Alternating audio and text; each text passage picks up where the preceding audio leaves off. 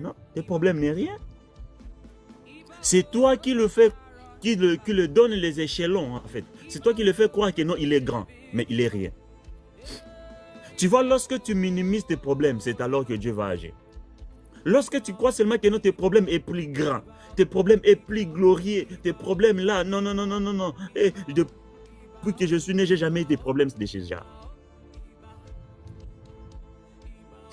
Toi, tu es en Afrique, tu n'as jamais dormi dehors. Hein? En Afrique, c'est impossible de voir quelqu'un dormir dehors pendant qu'il a sa conscience, il a sa famille, il a au moins ses quelques relations. Mais en Europe, tu peux dormir dehors.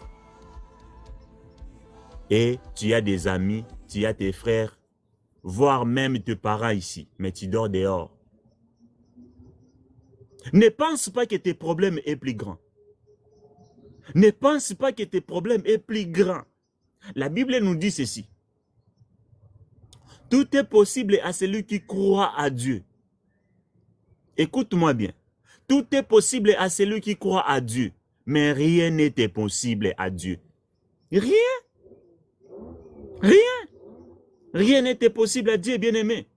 Quel est le problème qui te fait croire que non, Dieu n'est pas là, comme si Dieu ne t'écoute pas, comme si Dieu t'a oublié. Bien-aimé, Dieu n'aimait jamais quelqu'un aux poubelles.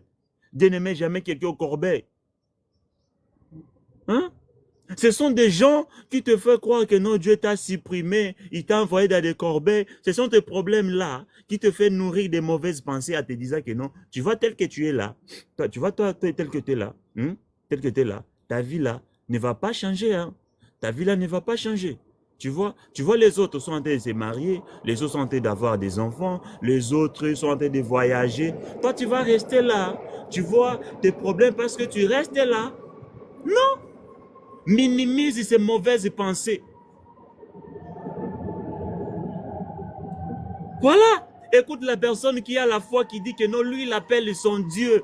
Il appelle son Dieu son sugar daddy.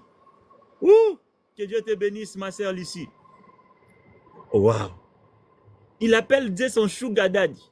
Donc, lorsqu'il parle, Jésus, Dieu fait déjà.